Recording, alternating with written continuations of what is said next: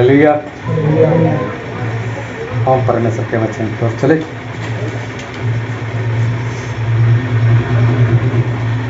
और बाइबल से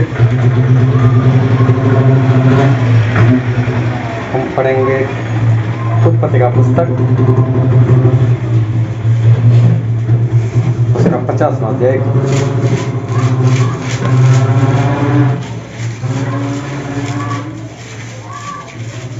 उत्पत्ति 50 और 22 से लेकर 26 तक। यूसुफ अपने पिता के घराने समेत मिस्र में रहता रहा और यूसुफ 110 वर्ष जीवित रहा। और यूसुफ एफ्रेम के परपोतों तक को देखने पाया और मनश्शे के पोते जो माकी के पुत्र थे वे उत्पन्न हुए और यूसुफ ने उन्हें गोद में लिया। यूसुफ ने अपने भाइयों से कहा, मैं तो मरने पर हूँ, परंतु परमेश्वर निश्चय तुम्हारी सुधि लेगा और तुम्हें इस देश से निकालकर उस देश में पहुंचा देगा जिसके देने की उसने अब्राहम, इसहाक और याकूब से शपथ खाई थी। फिर यूसुफ ने इस्राएलियों से यह कहकर कि परमेश्वर निश्चय तुम्हारी सुधि लेगा, उनको इस विषय की शपथ खिलाई, हम तेरी हड्डियों को यहाँ से उस देश में ले जाएंगे। इस प्रकार यूसुफ 110 वर्ष का होकर मर गया और उसके शव में सुगंधे भरे गए और वह शव मिस्र में एक संदूक में रखा गया। परमेश्वर पिता का वचन हमारे लिए बहुत ही आशीषित है और परमेश्वर पिता का वचन सच्चा है और बाइबल में लिखा है, यदि तू सच्चाई जानेगा तो सच्चाई तुझे आज़ाद करेगी। और ध्यान से आज एक बार फिर परमेश्वर के वचन को सुनना, ताकि परमेश्वर हमसे जो बातचीत करने के लिए जा रहे वो हम सुन सके, समझ सके, उसको ग्रहण कर सके और उसके अनुसार चलकर हम स्वर्गराज के वारिस जो है बन सके। यूसुफ जो है उसकी बात यहाँ पर लिखी हुई है और यूसुफ मरने वाले थे, लेकिन मरने से पहले उन्होंने एक बात बताई। बोले एक वक्त आएगा जब परमेश्वर आपकी सुधि लेंगे और बोले यहाँ से बाहर निकाल कर आपको ले जाएंगे। और उस वक्त बोलते मेरे हड्डी यहाँ से लेकर जाना। अभी देखो तो ये एक भविष्य वचन है जो भविष्य में होने वाली घटना है, लेकिन यूसुफ जो है उन्होंने एडवांस में ही ये सब कुछ बता दिया। अब देखो बाइबल में ऐसी बहुत सारी भविष्यवाणी हुई है। जब आदम और हवा ने गुनाह किया था तब परमेश्वर उनके पास आए तो परमेश्वर उनको क्या बोला था कि आदम क्या तूने वो फल खाया? आदम बोलते नहीं, हवा ने खिलाया। हवा को पूछा तो हवा बोलती कि सांप ने मुझसे खिलाया। तो परमेश्वर ने उस वक्त सांप को बोला था कि साहब तेरी और स्त्री के बीच में मैं उधर बैर करवाता हूँ और बोले तेरी संतान और उसकी संतान के बीच में बैर करवाता हूँ, तू उसकी एड़ी को डसेगा और वो तेरे सर को कुचलेगी। तो यहाँ पर एक स्त्री के बारे में बताया गया है और स्त्री के संतान के बारे में बताया गया। तो ये सबसे पहली प्रभु यीशु की भविष्यवाणी थी कि प्रभु यीशु एक स्त्री का संतान बनकर इस धरती पर आए थे। तो यहाँ पर सबसे पहली प्रभु यीशु की भविष्यवाणी थी। जब आगे चलते हैं तो मूसा ने भविष्यवाणी की कि परमेश्वर एक दिन तुम्हारे बीच में से मेरे समान एक भविष्यवक्ता को खड़ा करेंगे। ये भी प्रभु यीशु के लिए भविष्यवाणी थी। ये प्रभु यीशु के आने के तकरीबन 1500 साल पहले ये भविष्यवाणी हुई थी। उसके बाद जब आगे बढ़ते हैं तो एक भविष्यवाणी यशायाह भविष्यवक्ता ने भी की। उन्होंने क्या बोला कि परमेश्वर आप तुम्हें निशान देंगे और तुम्हारी गर्भवती होगी और पुत्र जनेगी और तो उसका नाम इमानुएल रखना। तो ये भविष्यवाणी तकरीबन प्रभु यीशु के आने से 700 साल पहले भविष्यवाणी हुई थी। अभी देखो पहले 4000 साल पहले भविष्यवाणी हुई परमेश्वर के जरिए डायरेक्ट। फिर उसके बाद में मूसा ने 1500 साल पहले भविष्यवाणी की। मतलब जब पहली भविष्यवाणी हुई थी तब प्रभु यीशु को आने में 4000 साल बाकी तक। फिर उसके बाद जब मूसा भविष्यवाणी कर रहे तो वो दिन और पास में आ गए, लेकिन फिर भी 1500 साल बाकी है। जब वही भविष्यवाणी यशायाह भविष्यवक्ता करते तो समय और भी पास में आया, लेकिन अभी 700 साल बाकी। अभी होता क्या है, जिन लोगों ने आदम के जरिए सुना होगा कि हमको परमेश्वर ने ऐसा कहा है, तो वो लोग तो सुनते हुए कहाँ यार आते हैं, कहाँ आते, वो तो मर गए, सुनने वाले मर गए, दादाजी मर गए, मेरा बाप मर गया, हम भी मर जाएंगे, ऐसा कुछ होगा नहीं। लेकिन जैसे जैसे वक्त गुजरता जाता था वो दिन पास में आते थे, और ऐसे करते करते एक वक्त ये भी आ गया कि जिब्राइल ने मरियम से कहा कि तू पुत्र जनेगी, और देखो वो दिन आ गया। चाहे 4000 साल लगे, लेकिन जो परमेश्वर का वक्त था तब ये भविष्य वचन पूरा हुआ। ये तो सिर्फ एक उदाहरण के तौर पर हमने लिया, लेकिन ऐसी बाइबल में बहुत सारी भविष्यवाणी कि भविष्यवाणी मतलब जो भविष्य में होने वाला है, तो जब वो वक्त आता था ना तब वो काम हो जाता था। तो उसी तरह से एक भविष्यवाणी आज हमारे लिए बाकी है, और वो है प्रभु यीशु का दूसरी बार आना। और ये भविष्य वचन भी बरसों से हो रहा है। प्रभु यीशु पहली बार भी नहीं आया, फिर उससे पहले दूसरी बार आने की बात उनकी हो रही है। पुराने नियम में भी प्रभु यीशु के दूसरी बार आने की बात जो है वो हो रही है। अभी देखो, आज हम अन्य जाति की बात नहीं कर रहे, लेकिन हम मसीह लोगों की बात करो, तो अगर उनको बोलते तो क्या बोलते? नहीं यार, अभी तो नहीं आएंगे, अभी तो नहीं आएंगे, अभी तो बहुत साल बाकी। अभी मालूम नहीं उनको ऐसा सपना आया, या तो परमेश्वर ने आकर उनको कहा, लेकिन बिंदास से बोलते कि नहीं अभी प्रभु यीशु नहीं आ सकते। कई एक पास्टर से मैं मिला तो वो तो बोलते अभी तो बहुत सारी पीढ़ी चली जाएगी, तब तक प्रभु यीशु नहीं आएंगे। तो ऐसा होता क्यों है? क्योंकि बरसों से लोग सुनते आ रहे हैं, तो सुन सुनकर कान पक चुके, पर अभी नहीं होगा। उस वक्त नहीं हुआ तो अभी भी नहीं होगा। लेकिन आज जिस तरह से अभी हम बच्चों से पहले सब बातचीत कर रहे थे, वो चिप की बात कर रहे थे, कोरोना की बात कर रहे थे, ओमिक्रॉन की बात कर रहे थे, तो ये सब बातचीत से पता चलता है कि जो अंत वक्त है वो तो समझो आ ही चुका है। हाँ, जिस तरह से दुनिया की परिस्थिति को हम देख रहे, जिस तरह से हमने बात की कि इंडिया के गवर्नमेंट ने जो कोरोना टेस्टिंग किट थी वो तो 2017 में खरीदी थी, तो उस वक्त तो कोरोना था नहीं, कोरोना नाम ही नहीं था, मतलब सुना ही नहीं था। लेकिन खरीदते वक्त उनको तो पता था ना कैसा होने वाला है। तो इसका मतलब क्या है कि पहले से कोई एक योजना जो है वो बनाई गई है। और ये जो कोरोना की योजना है, एक डॉक्टर है विलास जगदाल करके, तो उन्होंने ये बात बताई है कि 2017 में टेस्टिंग किट खरीदी, और साथ में उन्होंने ये भी बताया ये एक इवेंट है। इवेंट का मतलब समझो कि अगर घर में हम शादी रखते हैं, हाँ, तो शादी में कैसा होता है कि जो एक दिन पहले लोग बंदगी रखते हैं, अपने घर में मीटिंग रखते हैं कि चलो हमारे घर में शादी आ रही है तो आज मीटिंग करते हैं। कई लोग गुजरात में कई लोग तो गरबा रखवाते हैं, तो ऐसा कुछ होता है कि आज ये करेंगे, कल ये करेंगे, परसों शादी होगी, उसके बाद में रिसेप्शन होगा, रिसेप्शन के बाद दुल्हन को विदा कर देंगे, या तो दूल्हा होगा तो दुल्हन को लेकर आएंगे, और ये इवेंट खत्म। मतलब जो शुरू हुआ वो खत्म भी होता है। तो बोले उसी तरह से ये कोरोना जो है ना, बोले एक इवेंट है, उसको भी खत्म, अगर स्टार्टिंग डेट है उसकी ख़त्म करने की भी डेट है। और उन्होंने डेट बताई 23 मार्च 2025, 23 मार्च 2025। और वो बहुत स्पष्ट बोल रहे हैं कि उनकी वेबसाइट के ऊपर जाकर देख लो, सारा कुछ उन्होंने पहले से लिखा हुआ है। मैंने जाकर नहीं देखा, लेकिन मैंने सिर्फ सुना। तो इसका मतलब क्या है? अभी देखो, जब कोई भी चाहे तो बीमारी फैलती है, जब चाहे तो बीमारी गायब भी हो जाती है। अभी देखने जाओ तो जब दूसरी लहर आई तब हमारे यहाँ भी काफ़ी हालात बुरे थे दूसरी लहर में। तो चलो ज़्यादा नहीं, लोगों को सर्दी खांसी तो होती होगी, तभी तो जाते होंगे। तो अचानक से सभी लोगों को ऐसा होने लगता है। तो मुझे नहीं मालूम, लेकिन मुझे ऐसा शक है कि या तो हवा में कुछ करते हैं लोग, या तो हमारे घर में जो पानी आता है पानी में कुछ डालकर बेचते हैं। हवा में इसलिए विश्वास थोड़ा सा कम रहता है क्योंकि अगर हवा में होगा तो सभी लोगों को होगा, लेकिन पानी में तो जो जिन इलाके में वो लोग करना चाहते या तो अपने घर में नहीं लाना चाहते, तो उनके घर वहाँ जो टंकी होगी वहाँ पर नहीं डालेंगे सब। अरे मालूम नहीं वो क्या करते क्या नहीं, वो परमेश्वर जाने। लेकिन एक बात देखने जैसी है कि दूसरी लहर में हमारे वहाँ तक एक दिन में तकरीबन 7 से 8 हज़ार लोग मरते थे एक दिन में। अभी सोचो 7 से 8 हज़ार का मरना, और वो भी समझो कि अगर एक षड्यंत्र है तो इंसानियत कहाँ गई? सही बात। तो इसका मतलब तो पूरा शैतान काम कर रहा है, चाहे इंसान कह जरिए, लेकिन शैतान काम कर रहा है।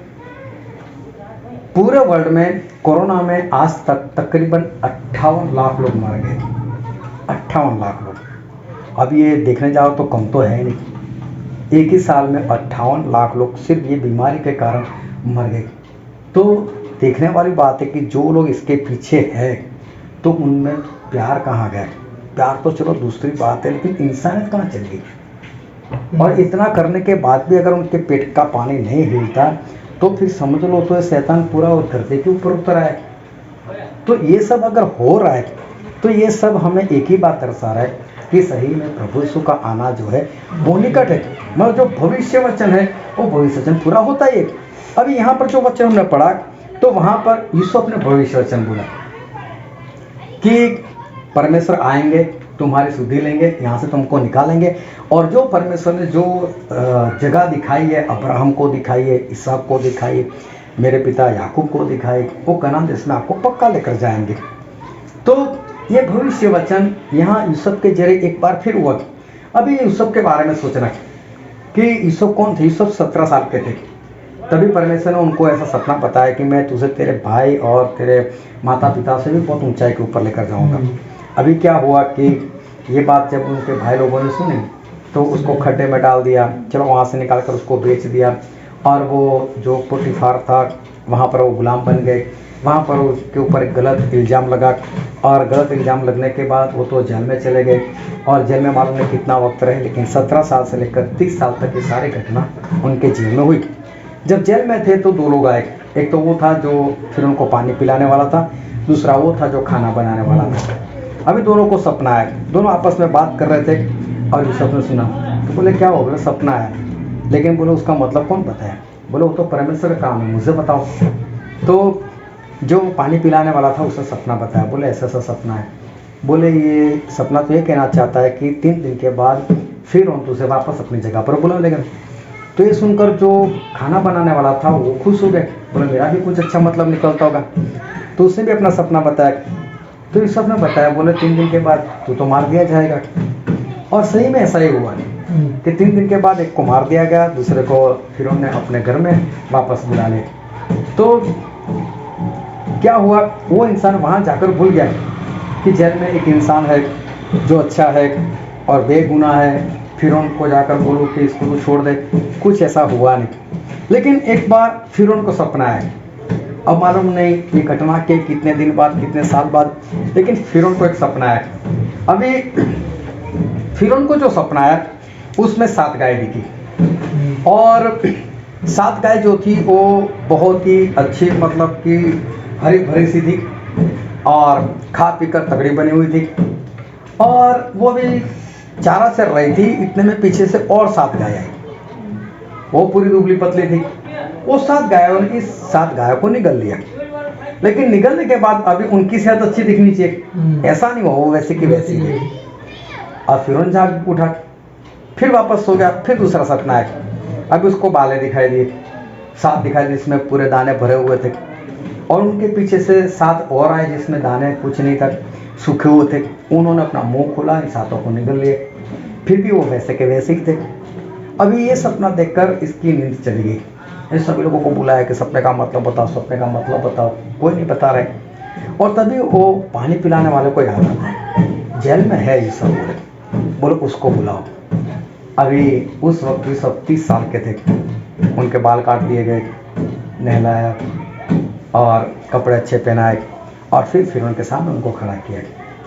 और फिर उन्होंने यूसुफ को पूछा, यूसुफ मुझे ऐसा सपना आया है, अभी अपने आप को उस फिरौन की जगह पर रखना, समझ लो आप ही फिरौन हो और इस तरह से वचन अभी सुनना। तो फिरौन क्या बोलते, यूसुफ मुझे सपना आया है। यूसुफ ने बोला बताओ, ये सारा सपना उसने बताया। अभी सपना बताने के बाद यूसुफ ने उसका मतलब बताया। यूसुफ ने क्या मतलब बताया कि बोले जो 7 अच्छी गाय थी और 7 बाले, वो दोनों एक ही बात दर्शाता है, वो 7 साल है और 7 साल भरपूर के है। फिर जो दूसरे बाले दिखाई दिए और सूखी सी गाय दिखाई दी 7, वो भी दूसरे 7 साल है, लेकिन वो अकाल के हैं। लेकिन जिस तरह से इन्होंने उनको निगल लिया, लेकिन फिर भी वो वैसे के वैसे रहे। मतलब भरपूरी के बाद 7 साल अकाल के ऐसे आएंगे कि लोग भरपूरी भूल जाएंगे, कहीं पर भी भरपूरी नहीं दिखेगी, ऐसे 7 साल अकाल के आएंगे। अभी मैंने इसलिए बोला कि अपने आप को फिर उनकी जगह पर रखो। अभी यूसुफ है कौन, 17 साल का था तभी से वो गुलाम बनाया गया, तभी से वो मिस्र देश में आया। उसकी कोई पढ़ाई लिखाई तो हुई नहीं। दूसरा, उसके ऊपर जो इल्ज़ाम लगाए वो बहुत ही गलत इल्ज़ाम है, और वो तो जेल में है। और पोटीफार जो है, जिसकी पत्नी ने उसके ऊपर ये इल्जाम लगाया, और जो जेल में हो तो राजा के कैदियों की जेल थी। अभी समझो कि पोटीफार जो था, वो जो फिरौन था, उसके जो बॉडीगार्ड रहते हैं, अंगरक्षक, उनका जो हाकिम रहता है, अधिकारी रहता है, वो एक पोटीफार था। अगर आपको मालूम है तो हमारे प्रधानमंत्री इंदिरा गांधी, उनको उनके अंगरक्षकों ने मार दिया था। तो अंगरक्षक मतलब बहुत ही विश्वास योग्य होने चाहिए, ऐसे वैसे नहीं होने चाहिए। और अगर वो लोग ऐसा कुछ भी हरकत करते तो उनका मुखिया जो है, उनकी हालत क्या होगी। तो पोटीफार ऐसा वैसा इंसान नहीं है, वो इनका भी अधिकारी है, इनका हाकिम है। तो पोटीफार और फिरौन, ये दोनों का तो बहुत करीबी रिश्ता रहा होगा, क्योंकि फिरौन को संभालने की पूरी जिम्मेदारी इस पोटीफार के ऊपर है। कहाँ जाना है उसको, किस तरह से जाना है, कैसे सुरक्षा देनी है, ये सारा तो उसके हाथ में है। तो फिरौन और पोटीफार की बहुत अच्छे संबंध होने चाहिए। अब एक फिरौन को ये भी पता होना चाहिए कि पोटीफार ने कोई गुलाम बनाकर किसी को खरीद कर रखा था अपने घर में, उस लड़के ने कुछ ऐसी हरकत की और वो आज मेरी जेल में है। अभी उस इंसान को बुलाकर ऐसा पूछना कि भाई साहब मुझे सपने का मतलब बताएं। अब समझ में आ रहा है किस तरह से इसके ऊपर हम विश्वास करें। ये तो एक ऐसा इंसान, वो तो हम लोग जानते हैं, बाइबल में लिखा है, हमको पता है कि उस सब निर्दोष है। वहां पर किसको मालूम है निर्दोष, वहां तो वो जो इल्जाम लगाया वही, वो तो इल्जाम में है। वो तो यूसुफ ने कभी किसी को बताया नहीं, मैं निर्दोष हूँ, मैं ऐसा हूँ, मैं वैसा हूँ, उससे कभी किसी ने कुछ नहीं कहा। तो वहां पर किसी को नहीं मालूम, और ऊपर से ये इल्जाम में पोटीफार ने जेल करवाई, तो वो तो फिरौन का खास है। अभी उसके ऊपर विश्वास करना और विश्वास से उसको ऐसा बोलना कि मुझे सपने का मतलब बताइए, बहुत बड़ी बात है। ये विश्वास करना बहुत बड़ी बात है। लेकिन फिर भी जिस तरह से उस पानी पिलाने वाले ने जो भी बात की होगी, उसके ऊपर भरोसा करते हुए फिर उन्होंने सबको बुलाया, उसके साथ बात की। अभी देखो, आप कोई भी सपना बोलो, मैं उसका कोई भी मतलब निकाल दूँ, अभी वो मतलब सही है नहीं, किसको मालूम। मैं तो कुछ भी बोल दिया। अभी यहाँ पर यूसुफ ने भी बोल दिया ऐसा ही, वो 7 साल भरपूर 7 साल का, लेकिन ना तो ऐसा किसी किताब में लिखा है कि 7 गाय का मतलब 7 साल होते, 7 बाले का मतलब 7 साल होते, या तो अच्छी गाय थी या तो अच्छे बाले थे, मतलब उसका मतलब भरपूरी होता है, ऐसा कहीं पर तो लिखा नहीं कि जिसके आधार पर हम कह सके कि इसका मतलब यही निकलता है, ऐसा भी नहीं था।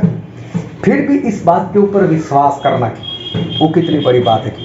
इतना ही नहीं, अभी फिर उन्हें पूछ रहा है, चलो ये तो बात हो गई, लेकिन अब करना क्या है। अभी देखो किसको पूछ रहे, जो अनपढ़ है। हाँ, वो कौन सा पढ़ा लिखा है, वो तो अनपढ़, जेल में से छूटा, वो भी फिर उनके कहने से उसको बाहर निकालेगा। और फिर उसको ही पूछ रहा है, हमको अभी ये भी पता कि हमें क्या करना है। तो अभी सब बता रहा है कि देखो, ये जो 7 साल है ना भरपूरी, उसमें हम लोग ऐसा करेंगे 20%, जितने लोगों के पास खेत है, जो भी फसल उगाएंगे 20% हम ले लेंगे उनके पास से। और बोला हम बहुत सारे अधिकारी लोगों को चुनाव करेंगे, और जहाँ जहाँ पर खेत होंगे वहाँ पर हम बाजू में एक बड़ा सा गोडाउन बना लेंगे, और वहाँ पर ये रखेंगे, रजिस्टर बनवाएंगे, और सभी को जिम्मेदारी देंगे, और पूरे देश के अंदर हम बहुत अनाज इकट्ठा करेंगे 7 साल में, उसको संभाल कर रखेंगे। अभी देखो, इसको संभालना भी है, उसकी हिफाजत भी करनी, कोई चोरी करना ना जाए, साथ में कीड़े भी ना लगे। 7 साल तक उसको, 7 साल तो भरपूर है, उसके बाद में भी 7 साल 14 साल उसको संभाल कर रखना है। तो सारी जिम्मेदारी का काम है, बोले ये करना है। अभी देखो, फिर उन्होंने पूरा विश्वास इस यूसुफ के ऊपर कर ही लिया कि जो यूसुफ बोलता है वैसा। अभी वो यूसुफ को सामने से बोलता है कि यूसुफ, जिसके अंदर परमेश्वर का आत्मा हो, ऐसा तेरे जैसा ज्ञानी हमको कोई और मिलेगा। बोलेगा हम तू कर। अभी किस तरह से इंसान विश्वास करे ऐसे इंसान के ऊपर। फिर उनकी जगह अगर हम है तो हम किस तरह से इस बात के ऊपर विश्वास करें। तो भविष्य वचन है, क्या सही में ऐसा होगा, क्या ऐसा भरपूरी आएगी, क्या उसके पास सही में अकाल आएंगे। लेकिन फिर भी पूरा विश्वास जो है वो फिर उन्होंने यहाँ पर किया। चलो इतना ही नहीं, अभी हम अपने आप को यूसुफ की जगह पर रखते हैं और सुनते। अभी देखो, यूसुफ के पास तो परमेश्वर का आत्मा है, तो परमेश्वर की आत्मा ने यूसुफ को तो ये सारी बातें जो है वो बता दिए। तो यूसुफ को तो पूरा विश्वास है कि ऐसा ही होने वाला है।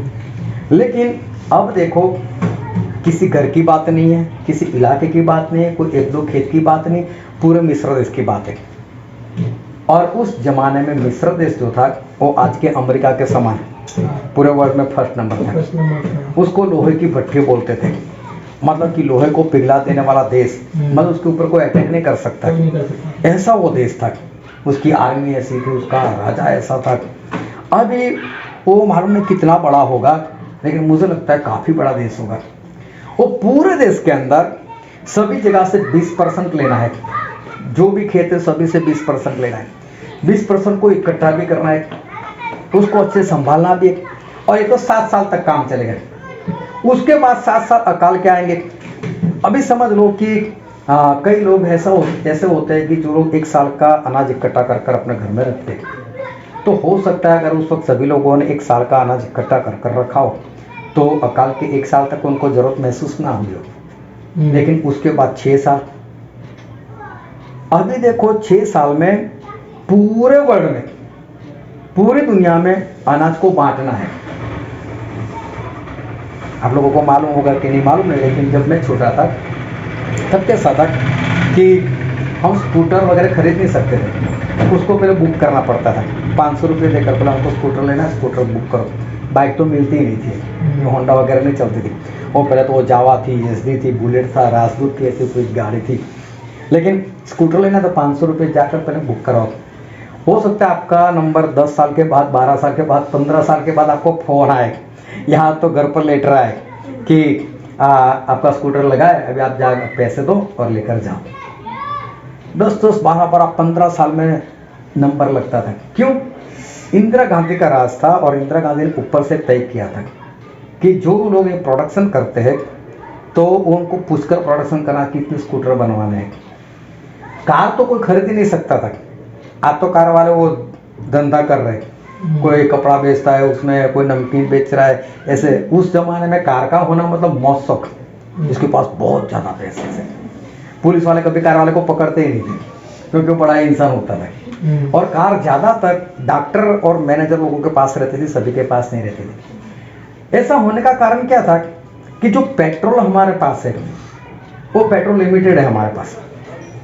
जो क्रूड ऑयल मिलता है, जो समझो ईरान से आता है या इराक से आता है, वो जो धरती में है, इसको कोई बना नहीं सकता।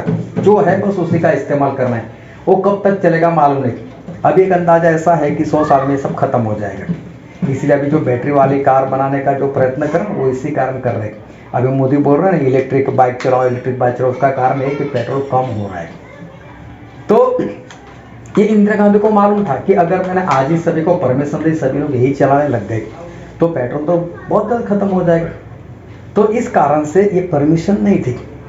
मेरे कहने का मतलब है कि जब आपके घर में आप 5 लोगों, 6 लोगों, 10 लोगों आपको खाना खाना है, लेकिन आपने बहुत लिमिट का बनाया हुआ है, तो लिमिट का बनाया तो बांटने वाले को कैसे बांटना पड़ेगा? उसको देखना पड़ेगा सभी के हिसाब से कि किसी के पास ना ज़्यादा जाए ना किसी के पास कम जाए, और चाहे भूखे रहे लेकिन जो है उसी में संभाल कर देना है। अब यूसुफ के ऊपर सारी जिम्मेदारी कि 7 साल तक पूरे वर्ल्ड में बांटना है, एक घर में नहीं बांटना है उसको। अभी किसको कितना दे? हमारे पास जो राशन कार्ड होता है वो इसीलिए बनाता है कि सभी को हिसाब से दो। तो गवर्नमेंट कुछ भी अभी 2-4 किलो में तो कुछ होता नहीं है, हाँ, लेकिन सही में इतना देना चाहिए कि एक घर का गुजारा हो सके। अभी यूसुफ को ये सारा काम करना है। एक तो अनपढ़ है, राजा ने तो बोल दिया तेरे जैसा ज्ञानी कहाँ मिलेगा, जिसके पास परमेश्वर का आत्मा तू संभाल। और देखो यूसुफ ने हाँ भी बोल दिया। कोई छोटी जिम्मेदारी थी, कितनी बड़ी जिम्मेदारी थी। अगर 7 साल जो अकाल के आने वाले, वो 7 साल के बाद भी सभी लोग जिंदा रहने चाहिए, कोई भी भूखा ना मर जाए, इस तरह से यूसुफ को ये सारा काम जो है निपटाना है। तो ये बहुत बड़ी जिम्मेदारी जो थी वो यूसुफ के ऊपर थी, और यूसुफ को ये सारा काम करना था। अभी जैसे ही यूसुफ का चुनाव हो गया यहाँ पर, यूसुफ ने मालूम नहीं किस तरह से काम किया होगा, किस तरह से लोगों को चुना होगा, लेकिन उसने काम करना शुरू कर दिया। और उसने सभी जगह से 20% इकट्ठा करना शुरू कर दिया, रजिस्टर बनाना शुरू कर दिया, लोगों को बोला कि लिख कर रखो, लिख कर रखो, लिख कर रखो। लेकिन एक वचन हम पढ़ते हैं उत्पत्ति और उसका 41 पढ़ते हैं।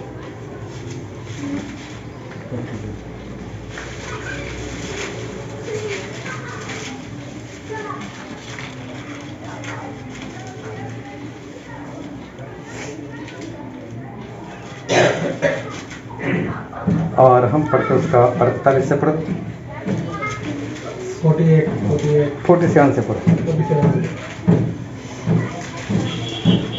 सुकार के 7वें वर्ष में भूमि गुणवत्ता से अन्न उपजाती रही और यीशु उन 7 वर्ष में सब प्रकार की भोजन वस्तुएं जो मिस्र देश में होती थी जमा करके नगरों में रखता गया और हर एक नगर के चारों ओर के खेतों की भोजन वस्तुओं को वो उसी नगर में इकट्ठा करता गया। इस प्रकार यीशु ने अन्न को की बातों के समान अत्यंत बहुतायत से राशि राशि गिन के रखा, यहाँ तक कि उसने उनका गिनना छोड़ दिया क्योंकि वे असंख्य हो गए।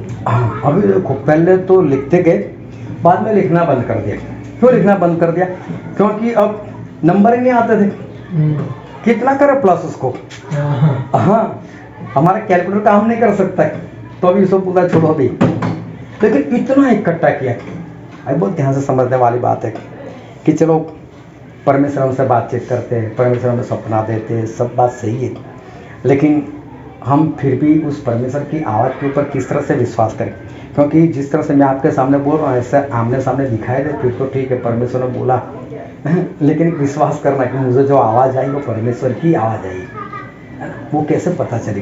कई बार लोग बोलते हैं कि मुझे अंदर से दो आवाज़ आती है, मुझे पता नहीं चलता परमेश्वर की कौन सी है। ऐसा होता है, लेकिन यूसुफ ने विश्वास किया और 7 साल तक इतना इकट्ठा किया, बाद में लिखना भी बंद कर दिया, इतना इकट्ठा किया। अभी सोचो ये इकट्ठा क्यों कर रहे? जबकि हमारे पास भरपूर होती है, हम आगे देखते ही नहीं क्या होगा क्या नहीं।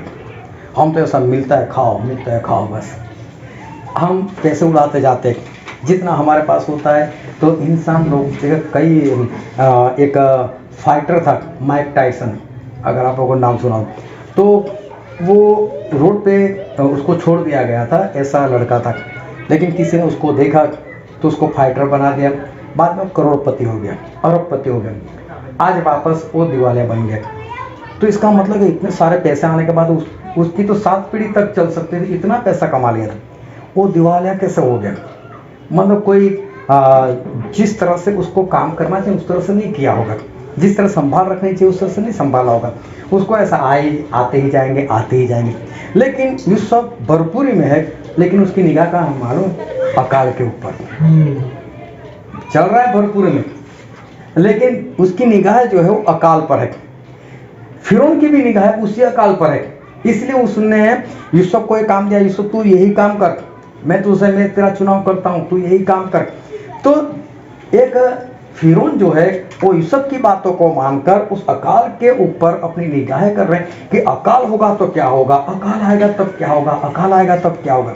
और यहाँ पर यूसुफ की भी निगाह है कि अकाल आएगा तो मुझे ऐसा कुछ करना है कि पूरी दुनिया, सिर्फ मिस्र देश नहीं, पूरी दुनिया भूखी ना मर जाए। और फिर वैसा ही हुआ, अकाल आया। तो जब तक होगा लोगों के पास कुछ भरा हुआ होगा, 2-4 महीने या साल जो भी होगा खाया होगा, और वो भी सभी के पास तो नहीं होगा। और सभी लोग देखते होंगे, चलो दुकान में लेने के लिए जाते, दुकान में नहीं है, दुकान वाले भी सोचते हैं कि हम बेचने के लिए कहीं से लेकर आए। तो फिर पता तो चलता है हर एक जगह है, मिस्र देश वहाँ पर है, और सभी लोग वहाँ पर जाते थे, खरीदते थे, और यूसुफ उनको देता था। यहाँ तक कि उसके भाई लोग भी आए तो देखो उनको बराबर कर नहीं दिया था, दूसरी बार आना पड़ा, क्योंकि एक सही रीति से बांटना है उसको। यहाँ पैसे कमाने की बात नहीं, लेकिन पूरी दुनिया भूखी न मर जाए, और साथ में किसी को ज़्यादा और किसी को कम ना मिले, कोई बिगाड़ ना करे। इस तरह से यूसुफ को बांटना, और यूसुफ ने ये काम पूरा किया। लेकिन ये घटना हुई 7 साल के बाद।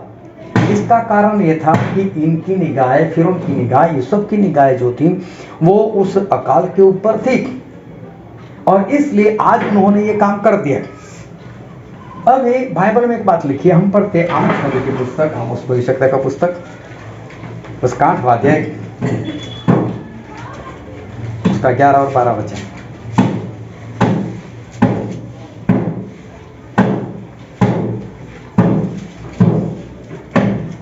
परमेश्वर यहोवा की यह वाणी है, देखो ऐसे दिन आते हैं जब मैं इस देश में महंगाई करूंगा। उसमें ना तो अन्न की भूख उसमें ना तो अन्न की भूख और न पानी की प्यास होगी, परंतु यहोवा के वचनों के सुनने ही की भूख प्यास होगी। लोग यहोवा के वचन की खोज में समुद्र से समुद्र तक और उत्तर से पूर्व तक मारे मारे फिरेंगे, परंतु उसको ना पाएंगे। अब यहाँ पर ऐसा लिखा है, परमेश्वर का वचन ऐसा कहता है कि अब मैं इस धरती पर महंगी करूँगा, मतलब अकाल लेकर आऊँगा। लेकिन वो अकाल अभी पानी का नहीं होगा, वो अकाल रोटी का भी नहीं होगा, वो तो मिलता रहेगा। लेकिन परमेश्वर के वचन का अकाल। और क्या लिखा है कि वो लोग समुद्र से समुद्र तक भागेंगे। अभी समुद्र से समुद्र तक क्या, एक ही समुद्र है पूरे वर्ल्ड में, लेकिन सभी देश के पास जो समुद्र पड़ता है उसके हिसाब से उसके नाम रख दिए गए। कभी दुनिया का गोला ला कर देखना, लेकिन जितने भी देश है वो समुद्र से मिलते जुलते या तो बीच में है। तो समुद्र से समुद्र मतलब पूरी दुनिया घूम लो ना। परमेश्वर ऐसा बोलते मेरे वचन कहीं पर भी नहीं मिलेंगे। फिर बोलते उत्तर से लेकर पूर्व तक कहीं पर भी जाओ वचन नहीं मिलेंगे। इसका मतलब एक दिन ऐसा आएगा इस धरती के ऊपर कि वचन का अकाल पड़ेगा। बाइबल हमारे हाथ में नहीं होंगी, हमारे मोबाइल में बाइबल नहीं रहेगा। कई बार इस वचन को मैंने कई जगह पर बोला तो कई लोग बोलते हैं मेरे मोबाइल में तो एप्लीकेशन में तो उसको संभाल कर रखूँगा। तो संभाल कर बाइबल में ऐसा लिखा है कि नहीं मिलेगा, मतलब नहीं मिलेगा। वो किस तरह से एप्लीकेशन को उड़ाएंगे या तेरे पास मोबाइल रहेगा नहीं रहेगा वो परमेश्वर जाने। किस तरह से कौन काम करेगा वो मुझे नहीं मालूम, लेकिन बाइबल में लिखा है तो होगा। ये भविष्य वचन है। लेकिन इब्रानी पढ़ो तो इब्रानी उसका 13 कांड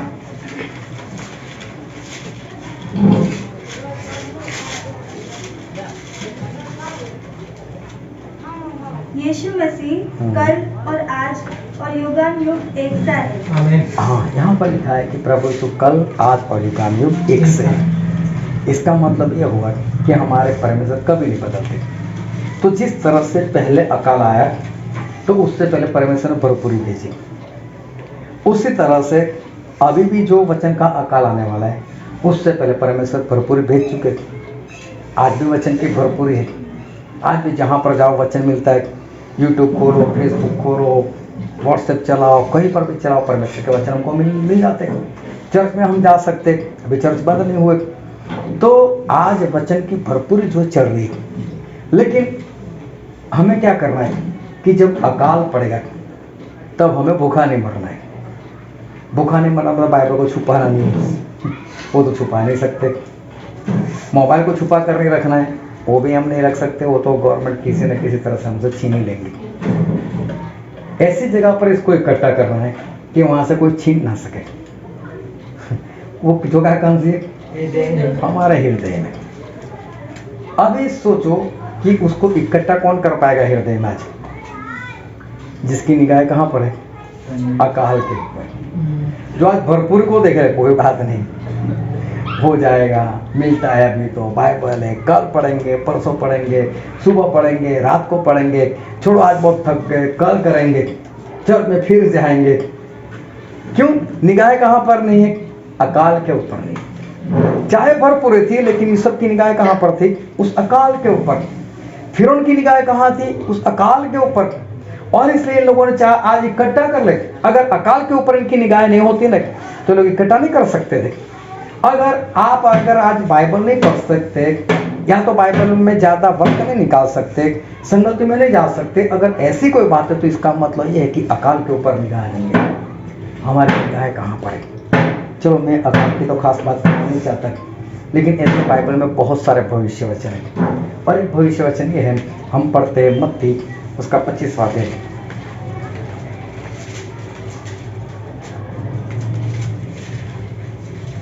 और उसका 35 वचन पढ़ो।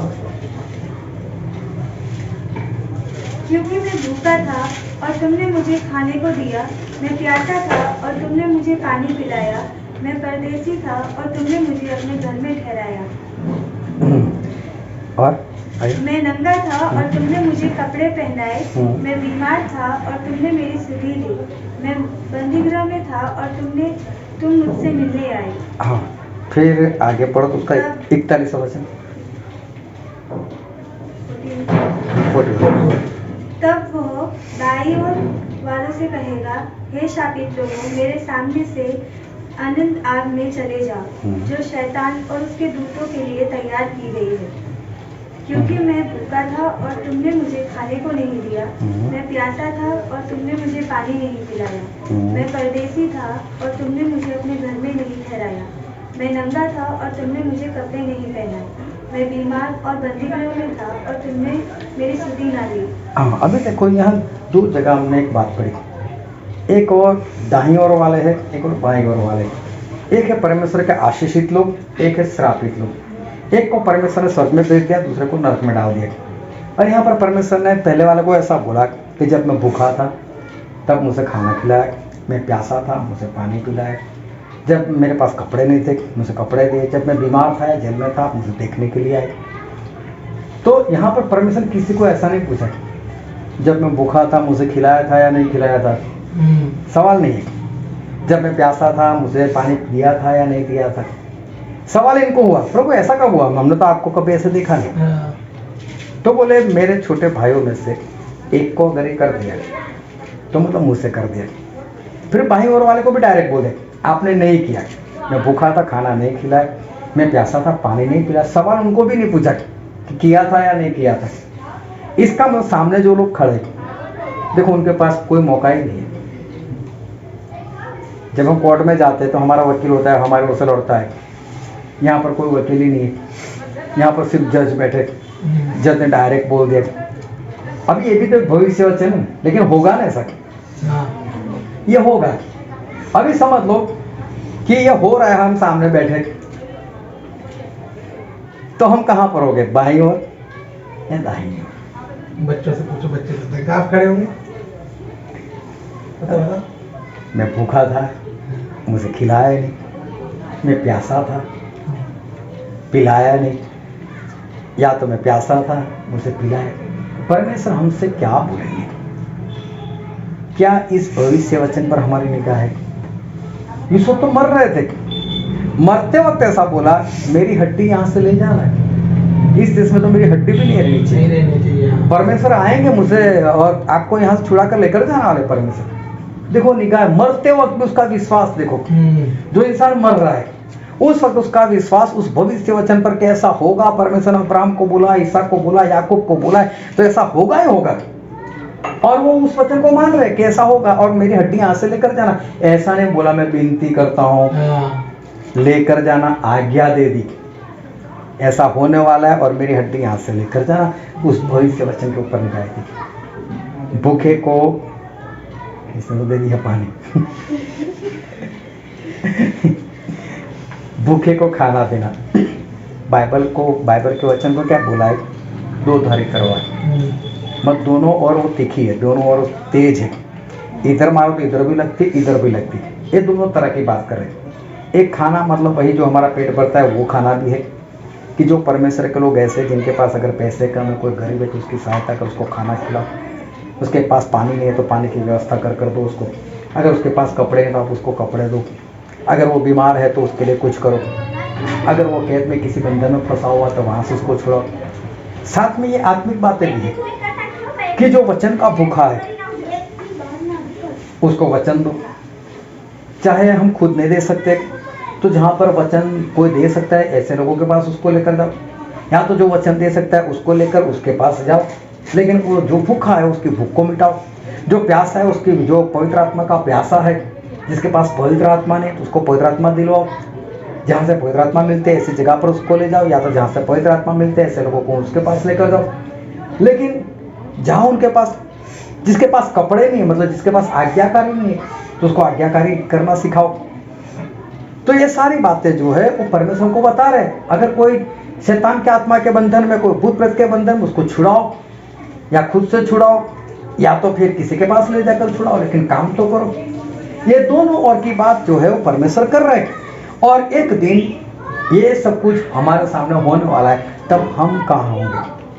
अगर हमें नरक में नहीं जाना है, अगर हमारी निगाह उस नरक के ऊपर है, अगर हमें स्वर्ग में जाना, हमारी निगाह उस स्वर्ग के ऊपर के, स्वर्ग कितना बढ़िया है, अगर हमारी निगाह उस न्याय के दिन के ऊपर है, तो आज हम क्या करेंगे? किसी भी तरह से काम करेंगे। अगर हमारी निगाह वहां पर है, अगर निगाह वहां पर नहीं, इसका मतलब क्या हो? विश्वास नहीं हमको कि बाइबल में लिखा ऐसा होगा, और इसलिए हम लोग हर रोज आज के दिन में जीते। परमेश्वर ने बोला कल की चिंता मत करो। देखिए, कल की चिंता का मतलब ये नहीं कि आत्मा की भी चिंता ना करो। पौलुस बोलते हैं कि ये सब बातों के उपरांत मैं मंडली की चिंता करता हूँ। तो मंडली की खाने पीने की चिंता नहीं, मंडली स्वर्ग में जाएगी या नहीं जाएगी, मुझे कुछ करना है। तो ये फिक्र तो हमारी होनी चाहिए, हम स्वर्ग में जाएंगे या नरक में जाएंगे। कल की फिक्र मत करो, खाना तो परमेश्वर दे देंगे, नहीं मिलेगा तो एक दिन नहीं खाने से हम लोग मर नहीं जाने वाले। लेकिन अगर नरक में एक बार चले गए फिर क्या होगा? वहां से तो कोई छुटकारा है ही नहीं। तो अगर इस भविष्य वचन के ऊपर हमारी निगाह है, उस यूसुफ की निगाह उस भविष्य वचन के ऊपर थी कि परमेश्वर आएंगे और उनको छुटकारा देकर यहाँ से लेकर जाएंगे, तो बोले मेरी हड्डी लेकर जाना, याद दिलाया उनको, जो मालूम नहीं कितने साल के बाद ये घटना होने वाली थी। और देखो ये अभी से बोल रहे, तो परमेश्वर ये कहना चाहते हैं कि हमारी निगाह आज है कहाँ पर? अगर इस न्याय के दिन पर हो गए तो आज हमारे पैर उस तरह से काम करेंगे, हम किसी को सुसमाचार बताएंगे, हम किसी प्यासे को पवित्र आत्मा के बारे में कुछ करेंगे। अगर कोई बिना कपड़े का है जो आज्ञाकारी नहीं करा था, हम उसके लिए कुछ करेंगे। अगर कोई बीमार है या तो कोई शैतान की आत्मा के बंधन में पड़ा, उसको छुड़ाने के लिए हम कुछ करेंगे। अगर इस दिन के ऊपर हमारी निगाह है तो ही ऐसा होगा। फिर मत्ती 25 और उसका 32 वचन पढ़ दो। और सब जातियां उसके सामने इकट्ठा की जाएंगी, और जैसे चरवाहा भेड़ों को बकरियों से अलग कर देता है, वैसे ही वो उन्हें एक दूसरे से अलग करेगा। हाँ, अभी यहीं पे यहाँ पर शहर में कोई ना तो भेड़ है ना तो कोई बकरा है। ये तो इंसान लोगों की बात की। जो भेड़ है वो परमेश्वर के पीछे चलने वाले लोग हैं, और जो बकरे है वो मालूम है सिंग मारने वाले लोग। नहीं ऐसा नहीं, बाइबल में नहीं मानता ऐसा, बाइबल में लिखा तो है लेकिन मानना नहीं उसको।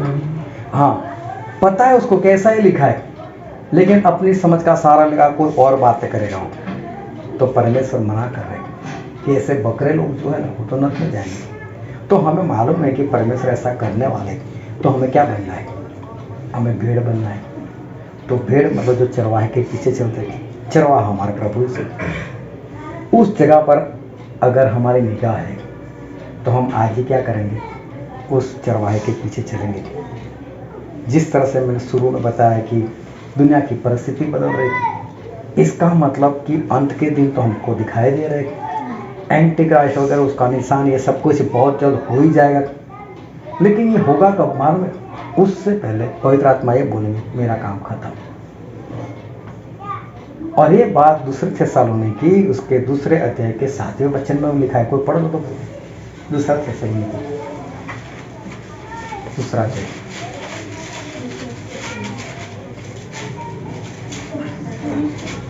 2:7।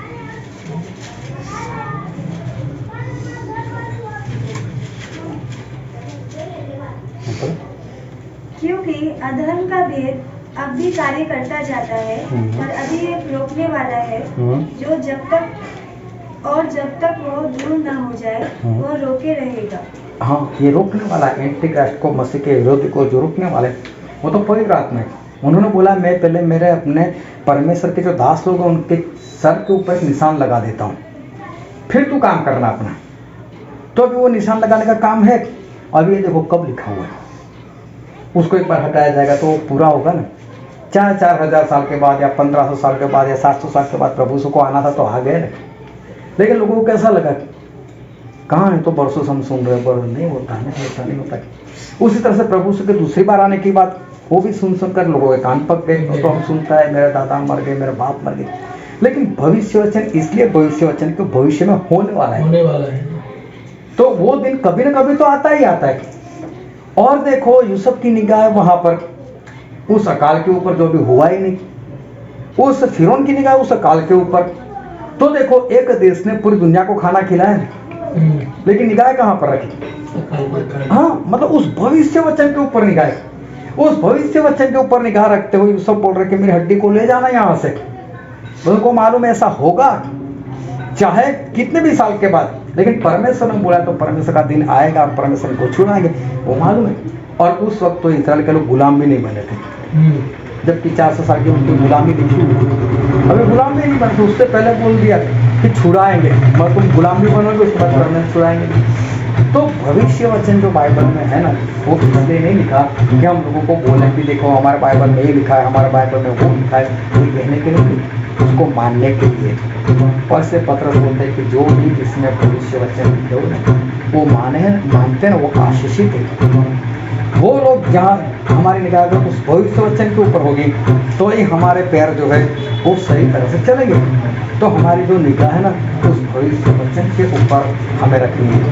अगर भविष्य वचन के ऊपर हमारी निगाह नहीं होगी, तो फिर आज हमारे पैर जो है ना, वो सही से नहीं चलेंगे। अगर हमने किसी ने बोल दिया कि देखो भाई, जिस रास्ते से आप जाते हो वहाँ रास्ते में बिजली का एक तार पड़ा हुआ है और उसमें से करंट आ रहा है, तो संभल कर जाना है, तो देखो आप क्या करोगे। अब बोला है ना, वहां पर जाकर देखो, पहले से देखते कि यहाँ तो नहीं है। उसी तरह से अगर हमारे भविष्य वचन के ऊपर निगाह होगी ना, तो हमारे पेज आज ही से, ऐसा नहीं हम कल करेंगे परसों करेंगे, आज ही से सही से चलने लग जाएंगे। तो एक बार परमेश्वर हमको पूछने वाले, अभी हुआ क्या, प्रभु से ने कहा, एक धनवान इंसान था और एक लाजर था, दोनों मर गए। लाजर कहाँ पर गया, अब्राहम की गोदी में उसको बिठाया गया, और धनवान जो था वो कहाँ पर चला गया, वो तो नरक में चला गया। और वहाँ से उसने देखा कि लाजर जो है वो तो अब्राहम की गोद में, उसको फोड़े नहीं है, कपड़े भी उसने पहने नहीं। किस तरह से पहचान लिया उसने? ये तो धरती की बात थी ना, अभी स्वर्ग और नरक की बात हो रही। इसका मतलब धरती पर आप जो कुछ भी करो, जिसको भी देखा है ना, आप नरक में आपकी याददाश्त है अभी, आप वहाँ पर याद कर सब कुछ, आपको मालूम कि मैं धरती पर था, मैंने क्या किया था, किसको देखा था, किस तरह से देखा, किसका नाम क्या है, सब कुछ मालूम। ये अब्राहम इस लाजर को बोल रहा है एक बूंद पानी के लिए, मतलब प्यास थी ना वहाँ पर, प्यास थी वहाँ पर, तो प्यास है तो भूख भी तो होगी, मतलब भूख भी है, क्या प्यास बुझी उसकी? नहीं।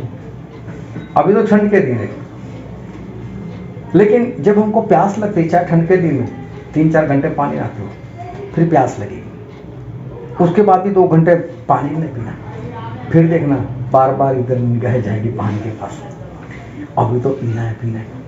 और 1 गिलास पीते हो, 2 गिलास पी लोगे, प्यास बढ़ती जाती है, अभी वो तो बुझने वाली नहीं, और प्यास बढ़ती जाएगी, भूख लगेगी, वो भी बढ़ती जाएगी। ना आज ना कल, ना 1000 साल के बाद, ना लाख साल के बाद, ना करोड़ साल के बाद कभी भी प्यास बुझेगी नहीं। तो सोचो क्या होगा जब ये तो अभी बोल रहा है, आग में से बोल रहा है, लेकिन फिर हमारी जबान जो है ना, वो गीली भी नहीं रहेगी, सूख जाएगी, फिर तो बोल भी नहीं पाएगा, जबान चिपक जाएगी। और देखो वहाँ वो क्या बोलता है मालूम, लाजर अगर मेरे पास नहीं आ सकता तो मेरे भाई लोगों के पास भी जाओ, उसको तो बचाओ, नहीं तो वो लोग भी यहाँ पर आने वाले। अभी ये धनवान यहाँ पर पूर्ण रूप से सुधर चुका है, उसको अपने भाई के प्रति प्रेम आ चुका है, मेरा भाई बच्चा है, सब कुछ उसको याद आ रहा है, अभी प्रार्थना भी कर रहा है, सभी कर रहा है। अब कोई फायदा है उसको? नहीं। तो फायदा कब है? अभी उस वक्त उसने उस नर्क के ऊपर पहले से निगाह रख ली होती, उस नर्क के ऊपर पहले से निगाह रखी होती, तो धरती पर सही से चलता। कई लोग बोलते हैं ना, जो सबका होगा मेरा भी होगा। कोरोना में कोई बोलता है जो वो मर जाएंगे तो मैं भी मर जाऊंगा, तब तो बोलते नहीं पहले मेरे से वैक्सीन चाहिए। तो हमें हमारी निगाह उस भविष्य वचन के ऊपर लेकर जाना है। परमेश्वर हमसे पूछने वाले, और पूछने वाले मतलब सवाल नहीं करना, वो तो डायरेक्ट बोल देने वाले, भूखा था खिलाया, या तो भूखा था नहीं खिलाया। तो हम ऐसा कर जाए यहाँ से कि हम दाहिनी ओर हो, भीड़ वाली जगह पर हो, और परमेश्वर बोले मेरे पिता के आशीषित लोग आओ, भविष्य वचन पर निगाहें लगाओ, तभी आपके पैर आज से सही से चलेंगे। अगर उस पर निगाहें नहीं होगी ना, तो फिर हमारा आगे चलकर क्या होगा वो हम समझ सकते हैं। और भविष्य वचन के ऊपर निगाह करते हो आज चलोगे तो लोग पागल मानेंगे, इसको ही सब कुछ पता है, मानने दो, लेकिन हम तो बच जाएंगे। उस वक्त पता चला कौन पागल था कौन नहीं। तो फिरौन ने क्या बोला, एक ऐसे इंसान जिसके ऊपर बड़ा जुर्म लगा था, दोष लगा था, उसको बोलता है कि तेरे जैसा ज्ञानी हमको कहाँ मिलेगा। जिसके पास परमेश्वर का आत्मा होता है वो पहचान लिया जाता है। तो हमें भी यूसुफ की तरह बनना है, हमारी निगाह उस भविष्य वचन के ऊपर लगानी जो हमारे साथ होने वाला है। ये सब तो हो गया, लेकिन अभी परमेश्वर पूछने वाले वो भविष्य वचन हमारे लिए बाकी है। तो हमें उस पर निगाह रखते हुए हम वहाँ पर निगाह लगाएंगे तो आज हमारे पैर इस धरती के ऊपर सही से चलेंगे, हम भूखे को खिलाएंगे। आओ हम हमारे आंखों को बंद करें, हमारे मस्तकों को प्रभु से आगे झुकाए कि जो राजाओं के राजा है, जो प्रभु के प्रभु है। सभी लोग अपनी आंखें बंद करें। मेरे प्रियो,